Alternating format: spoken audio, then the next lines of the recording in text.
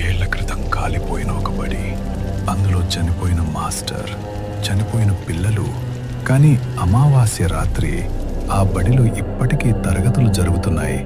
ఆ నిజాన్ని తెలుసుకున్న ఇద్దరు వ్యక్తులు మరుసటి రోజు కనిపించలేదు. వాళ్ల పేర్లు మాత్రం ఆ బడి హాజరు పట్టికలో కనిపించాయి. ఆ రోజు అమావాస్య, సమయం రాత్రి 9 గంటలు దాటుతోంది.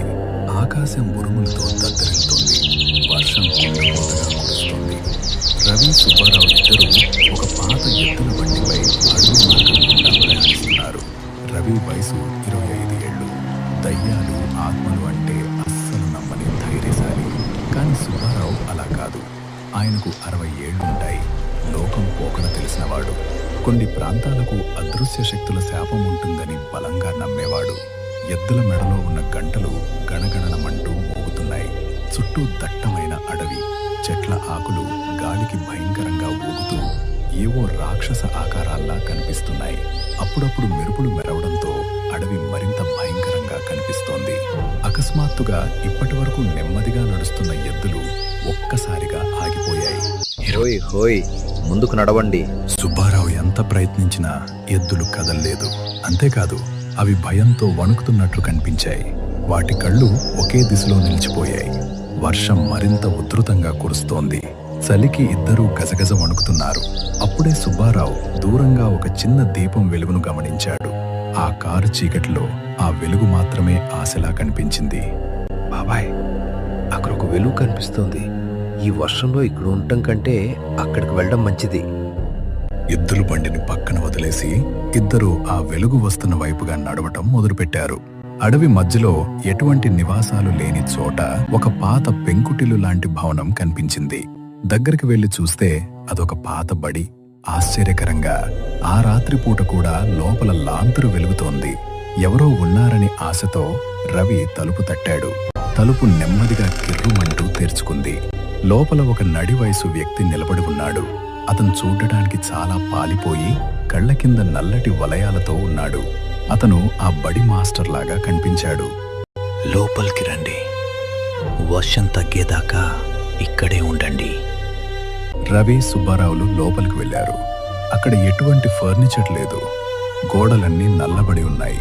ఆ మాస్టర్ వారికి ఒక మూల పడుకోమని సైగ చేసి తను చీకటి గదిలోకి వెళ్ళిపోయాడు. అలసిపోయిన సుబ్బారావుకి వెంటనే నిద్రపట్టింది.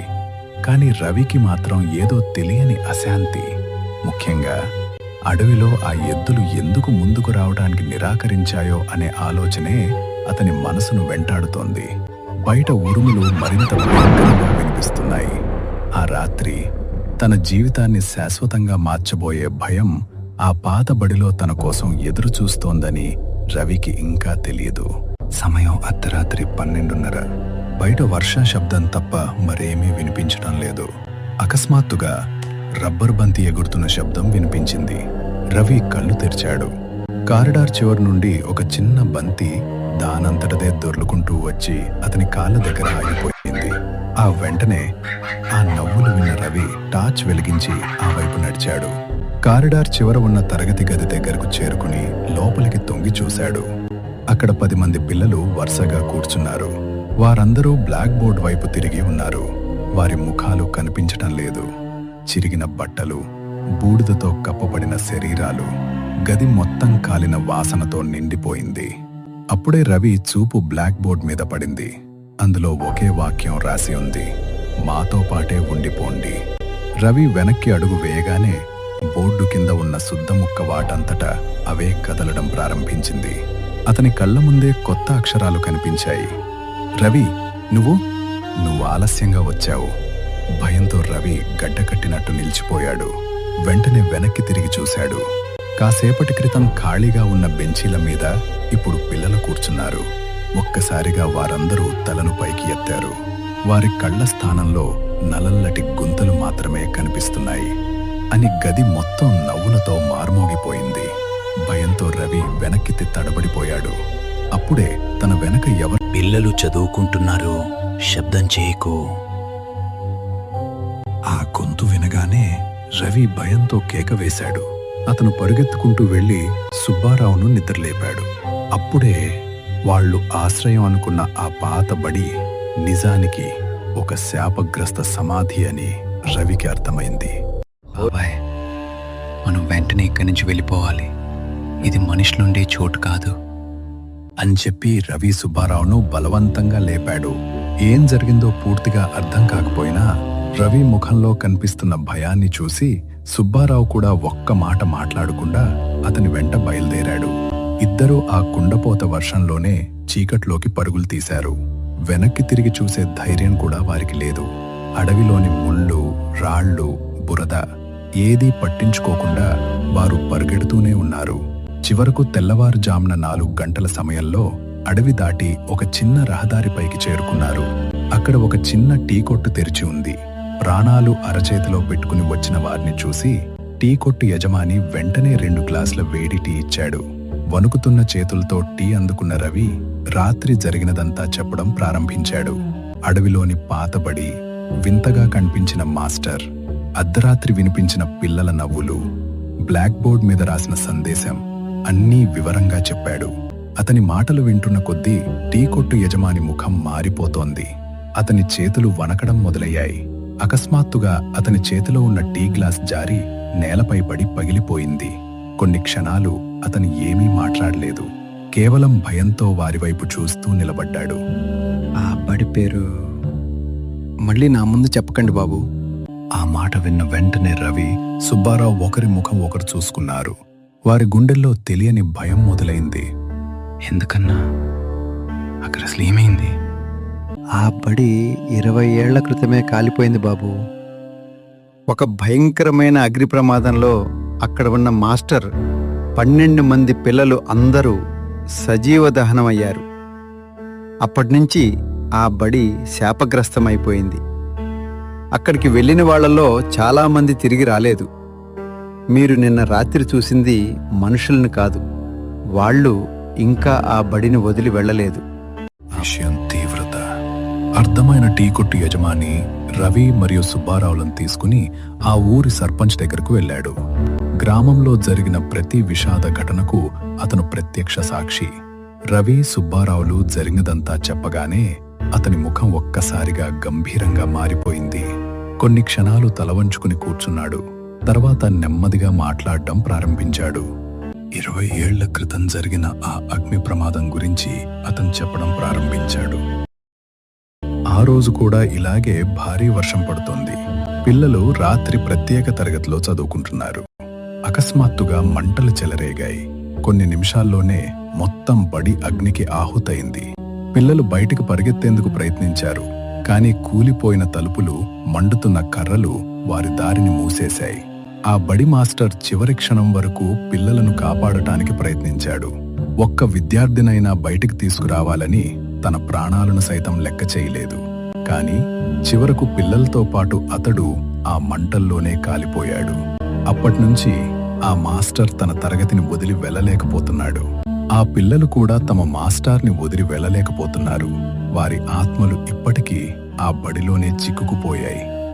ఎవరు ఆ బడిలో రాత్రి గడిపినా ఆ ఆత్మలు వాళ్ళని మర్చిపోవు. వాళ్ళు తమతో పాటు శాశ్వతంగా ఉండిపోవాలని కోరుకుంటాయి. ఈ రాత్రి మీరు చాలా జాగ్రత్తగా ఉండాలి. ఆ రోజు రాత్రి సర్పంచ్ వారిద్దరినీ గ్రామ పంచాయతీ కార్యాలయంలోని ఒక గదిలో పడుకోమని చెప్పాడు. బయట నుండి పెద్ద తాళం వేశాడు.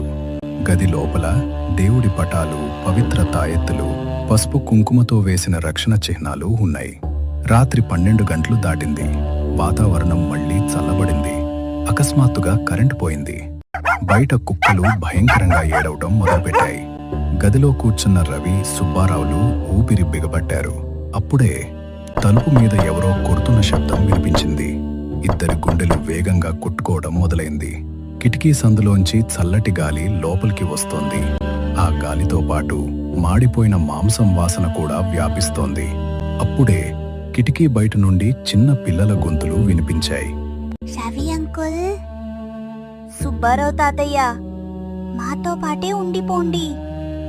ఇక్కడ చాలా చీకటిగా ఉంది. సుబ్బారావు భయంతో వణికిపోతున్నాడు. రవికి కూడా ధైర్యం కరిగిపోతోంది. ఎంత వద్దనుకున్నా అతని కళ్ళు కిటికీ వైపు తిరిగాయి. అక్కడ కనిపించిన దృశ్యం అతని రక్తాన్ని గడ్డకట్టించింది.